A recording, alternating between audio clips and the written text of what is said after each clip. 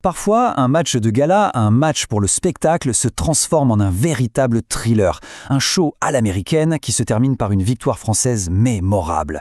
Aujourd'hui, on va revivre ensemble ce All-Star Game LNB 2025, un match qui a fait vibrer Paris et qui pourrait bien marquer un vrai tournant pour le basket français. On pourrait se dire, après tout, un All-Star Game, c'est juste un spectacle, sans grand enjeu sportif. Mais alors là, détrompez-vous. Cette année, l'histoire a été complètement différente. Accrochez-vous bien parce que le scénario qui s'est joué sous nos yeux était digne d'un film à suspense. Mais avant de plonger dans le match, il faut planter le décor. Pour bien comprendre ce qui s'est passé, il faut ressentir l'ambiance. On est à Paris, dans une salle survoltée, pour un rendez-vous qui clairement s'inspire de ce qui se fait de mieux de l'autre côté de l'Atlantique. Alors, le concept du All-Star Game, il est simple mais terriblement efficace. Chaque année, depuis 2002, l'Accor Arena de Bercy devient le terrain de jeu d'un affrontement de gala. D'un côté, les 12 meilleurs joueurs français du championnat, de l'autre, les 12 meilleurs étrangers. C'est un vrai choc des styles. Mais ce qui rend cet événement si particulier, c'est tout ce qui se passe autour du terrain. Ce n'est pas juste un match de basket, non, c'est un spectacle total. On a des shows de danse, des mascottes qui viennent tout droit de la NBA, la fameuse Kiss Cam. Bercy se transforme en une véritable arène à l'américaine. Et le public, venu en masse dans une salle à guichet fermé, a mis une ambiance de folie. Mais attention, ce n'est pas juste une copie de la NBA. Le All-Star Game français a sa propre petite touche, son identité, avec une exclusivité qu'on ne retrouve pas là-bas, un concours de meneurs en 1 contre 1. Et cette année, c'était un duel très attendu entre 2 futurs grands de l'équipe de France, Nadir Hiffi et Mathieu Strazel, un avant-goût de l'avenir en quelque sorte. Bon, maintenant que le décor est planté, passons au cœur de l'action. Parce qu'au-delà du show, c'est bien un match d'anthologie qui s'est joué. Un match avec un suspense et une intensité qu'on voit rarement, surtout pour ce genre de rencontre.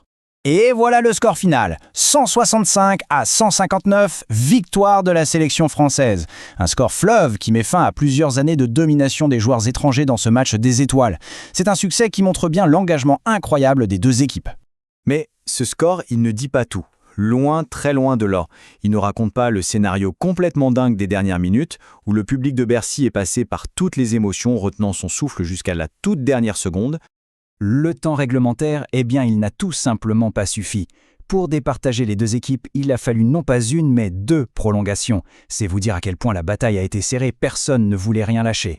Et puis, il y a eu ce moment, le moment qui a tout fait basculer. Alors que la sélection étrangère pensait avoir le match en poche, Mathieu Strazel a pris ses responsabilités. Un tir à 3 points venu d'ailleurs, à seulement 2 secondes du buzzer pour arracher une 2e prolongation et maintenir l'espoir français en vie. Un geste absolument héroïque. Et dans cette 2e prolongation, c'est un autre joueur de l'équipe de France qui a enfilé le costume du héros. Elio Kobo, d'un autre tir lointain, a mis fin au suspense et a offert la victoire aux siens. Le coup de grâce, celui qui a fait exploser Bercy. Alors, qui sont les grands artisans de cette victoire? 3 joueurs sortent vraiment du lot. D'abord, Nadir Hiffi, le plus régulier, logiquement élu MVP du match avec ses 27 points. Ensuite, Elio Kobo, le finisseur, celui qui a planté le tir de la gagne. Et bien sûr, comment oublier Mathieu Strazel, le sauveur, dont les 15 points incluent ce panier déjà légendaire. Mais cette victoire, aussi spectaculaire soit-elle, ce n'est pas juste une ligne de plus au palmarès. Elle soulève des questions bien plus larges et elle dessine des perspectives vraiment passionnantes pour le futur du basket en France. Au-delà du résultat, la soirée a surtout mis en lumière une nouvelle génération de talents. On a bien sûr Nadir Hiffi, sacré meilleur joueur.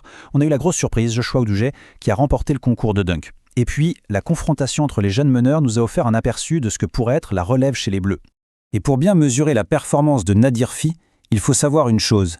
Le dernier Français à avoir remporté ce trophée de MVP n'est autre que Victor Wembanyama, juste avant de partir en NBA. La comparaison est forcément flatteuse et pleine de promesses. Et cette mentalité de gagnant, Nadir Hiffi l'a confirmé juste après le match. Il a déclaré « C'est un très bon feeling. Pendant le match, je ne pensais qu'à la victoire. L'équipe avant tout. » Une attitude qui en dit long sur le joueur. Ah, et on ne peut pas finir sans parler du moment le plus attendu du show, le concours de dunk. Et là, surprise générale, c'est Joshua Oudoujet, un joueur de Pro B, la 2e division, qui a mis tout le monde d'accord. Il a littéralement enflammé la salle en sautant par-dessus une mascotte, puis en dunkant avec un masque de super-héros. Un vrai showman est né ce soir-là. Alors, au final, qu'est-ce qu'on doit retenir de cette soirée mémorable? 3 choses essentielles. D'abord, c'est une vitrine exceptionnelle pour le basket français.